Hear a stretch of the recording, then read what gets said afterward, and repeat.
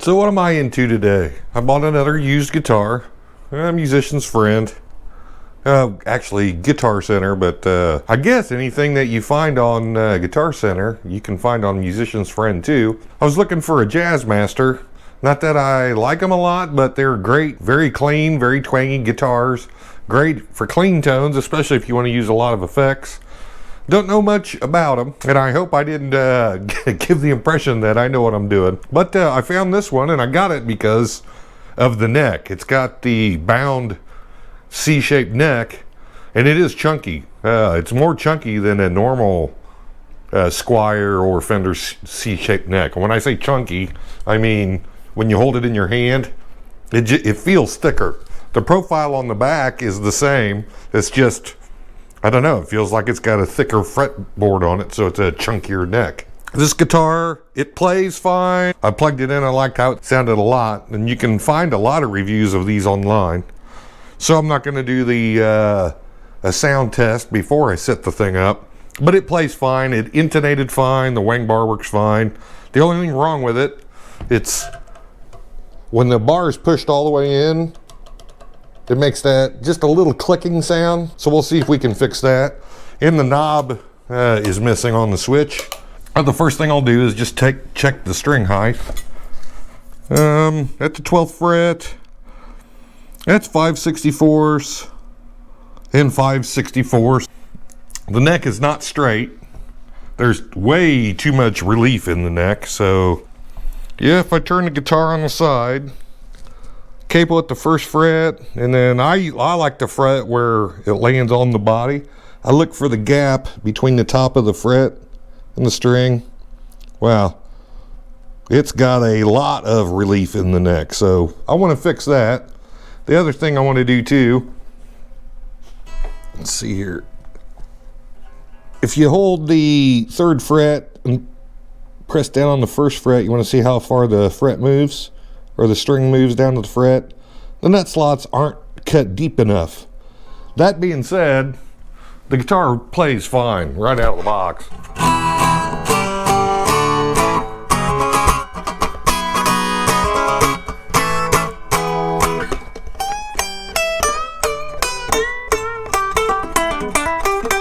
And I like it that you can hear the harmonics moving over, the strings back here.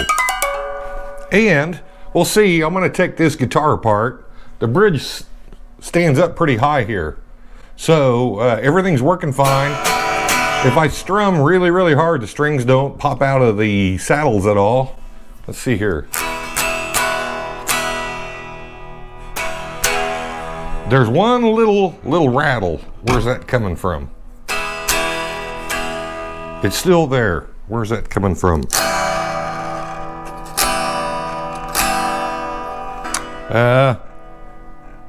The rattle is coming from the bridge itself, so let's try to figure that out too. I like to measure action below the string and the top of the fret, and I like to go 18 for the unwound strings and maybe 20 or 22 for the wound strings. Let's see how far off it is. Here's 18. Yep, that can come down. That can come down.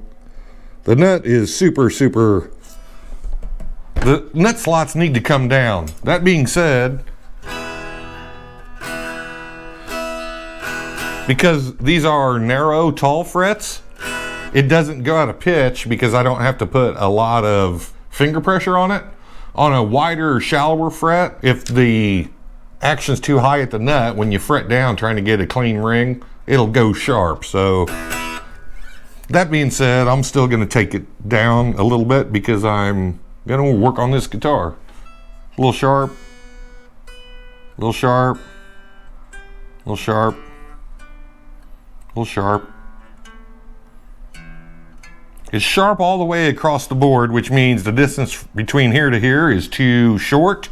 So if we rock the bridge back, did it change it? Yes, it's dead on now. So the E, A, and D are a little sharp still, but the bridge rocked all the way back. So the high strings, G, B, and E, they're dead on with the bridge rocked all the way back, which is telling me somebody intonated this guitar with the bridge back, not floating in the center. And I'm going to set this bridge up to float. I've never set one of these guitars up, so I'm going to take a bunch of as-found measurements, and then I'll bring you along as I teach myself. So I'm going to take measurements now. I'll be back. Well, here's something interesting I found. It's got a hybrid set of strings on it. So 52 on the low E, but 10s on the high E. Can I show you that? 52 on the low E, 42,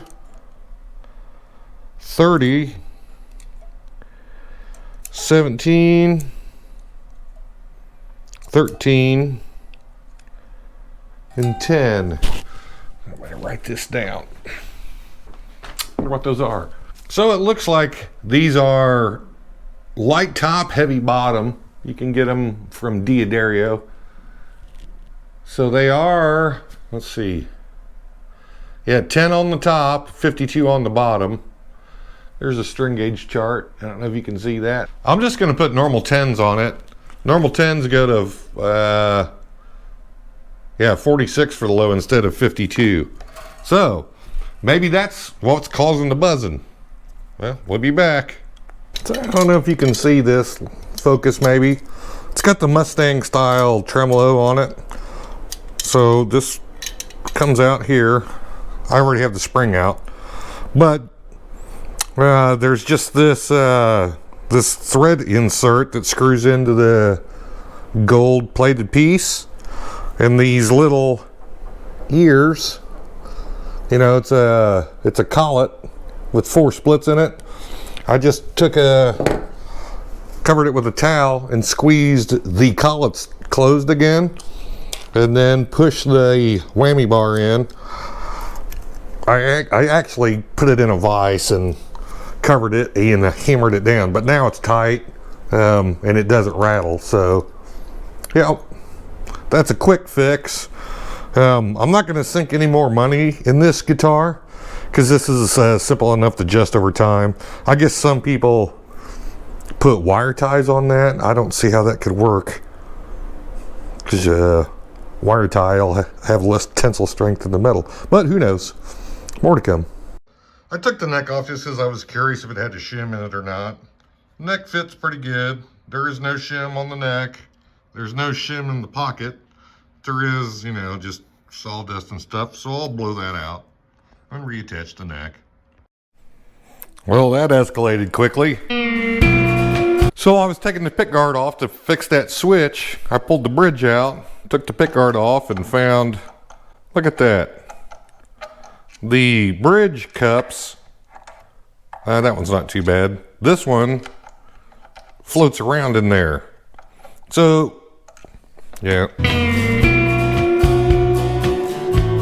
Yeah, that's not too bad, but this one wiggles a lot. That's bad. Is that? Yeah, look, I can pull it out with my fingers. That one I'll have to pry out. So the ground wire goes in through this hole and grounds to the bottom of that post, or this spring cup or bridge cup, whatever you guys call these. What I'm going to do, the correct way would be to drill it, plug it with wood, and then drill it again, but I'm not going to do that. I'm going to fill it with baking soda and super glue, and because it's a Squier.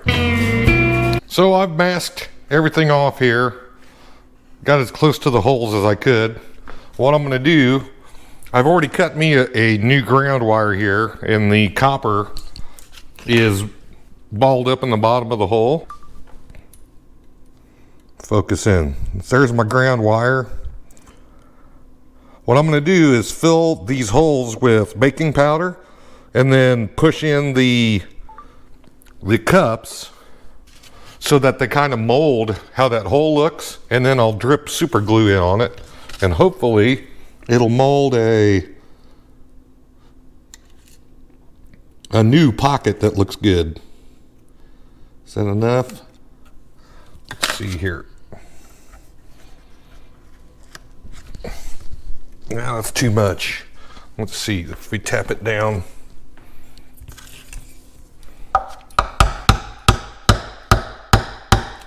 Yep, too much.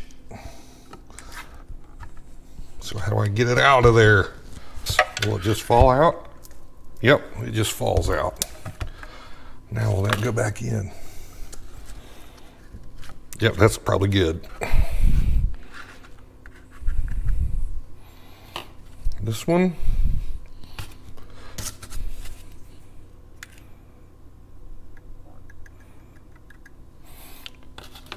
Then I'll try to shovel it in from the side before I push it down. And here's the CA glue right here.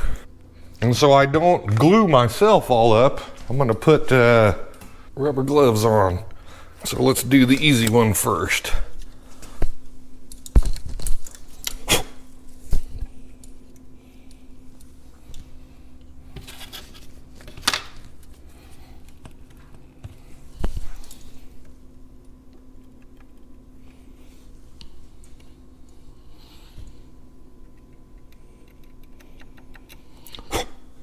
And when you do this, you got to do it fast because it sets up almost immediately.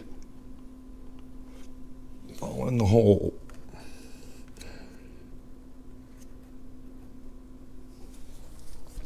Okay.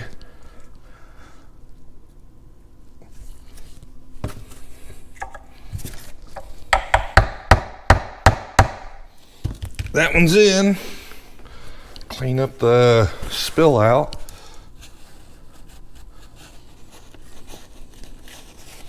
Is it tight? Oh yeah, it's tight. So do the other one now.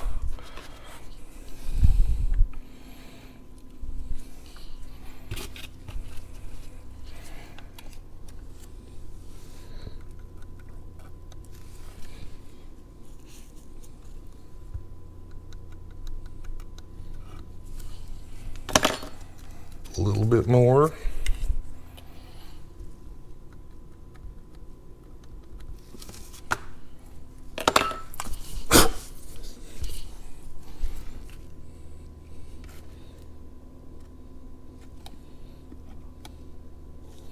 Let it fall down in the hole.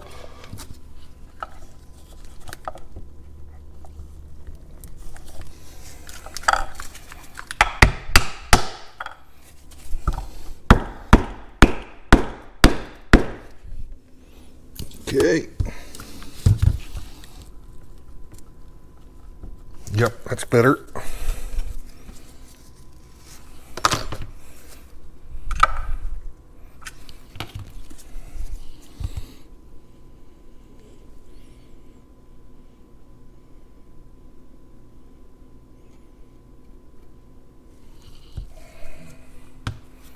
Okay, and then we'll let that set up and pull the tape off. Well, it's been about 10 minutes, so it's pretty tight. Let's make sure I got continuity. Yep, that's good. So the ground wire is touching even with all that super glue in there. So now I'm gonna try to clean it. I'm just gonna get a razor blade and try to make it look clean before I pull this tape off.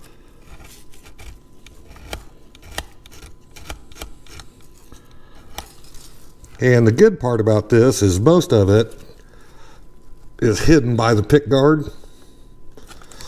So will that big chunk come off nice. And then I'll just take a Scotch-Brite pad, not real aggressive, and clean this up as best as I can. Will you be able to see it? That's the good thing about buying used guitars. It's actually a bad thing. If I'd have known this, I wouldn't have bought this guitar. However, looking at it in the store, would you have been able to see that if you were looking specifically for it? I guess maybe you Jazzmaster guys, I'm sure this has happened before. Is this something you check when you're looking at vintage guitars? Nope, it's stuck. Well, I'm afraid I'll do more damage trying to get it out, and I've solved that problem. So it's in there. Is this one in there? Yep, that one's in there. Let's make sure we didn't screw that up. Yep. So that's fixed. So I will start cleaning up. Let's see if I goobered it up. Let's see the big reveal here. I'll need to do a little polishing here. It's dry. Take the gloves off, silly.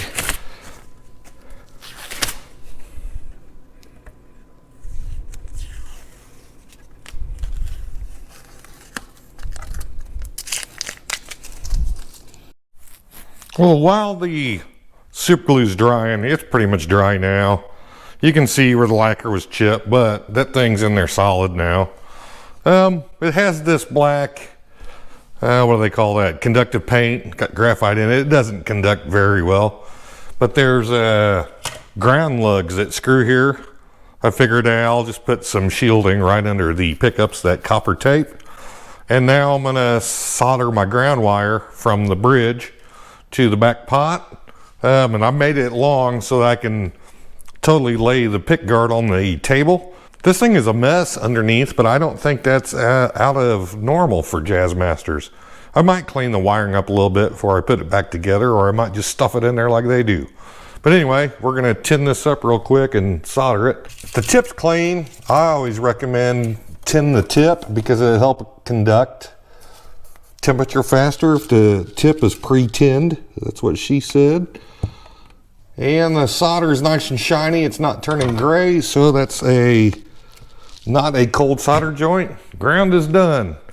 I'm gonna start bolting this back together. I'll be back. Well, I'm kind of in a hurry, so I'm not gonna zoom in. But you can see, here's the ground screwed in to the center of the bridge pickup, the center of the neck pickup. And before I bolt all this together, I'm gonna make sure I got ground everywhere. So we'll pick the ground cup. There's ground, there's ground, there's ground, ground, ground, ground. I'm gonna try to get the spaghetti mess back together. Yeah, I was smart enough to mark and tape which pickup was which. Well, you know how the old saying goes. Straighten up the hole. Measure the hole twice before you fill it. Yeah, fill it full of polyacrylate and baking soda. So I did check the electronics. I've got everything fixed. I go to bolt the pick guard down, and I did just stuff the stuff in there, the whole wiring. It's chaos, but the pick guard didn't quite fit. I was looking for damage around here, and I did fill that pretty good where you won't be able to see it when the bridge is on. However, look how off-center that bushing is, that little thimble, or I don't know what you call these thimbles, little cups. It doesn't sit totally within the pick guard like this one does. It's off to this side. And I'm like, well, I went out of my way to measure it, so I got my handy dandy calipers. If I measure the outside 80.4 millimeters, because I'm trying to get the center of the bridge, the height adjustment screws dead center. And so when I measure this, I get 80.4 on the outside. Then on the inside, I get 65. So I wrote 80.4 down and 65. Add those together and divide by 2, and I get 72.7 dead center. So if I get the bridge, I measure on the outside of the guideposts 78.5, and I measure on the inside, I get 66.5.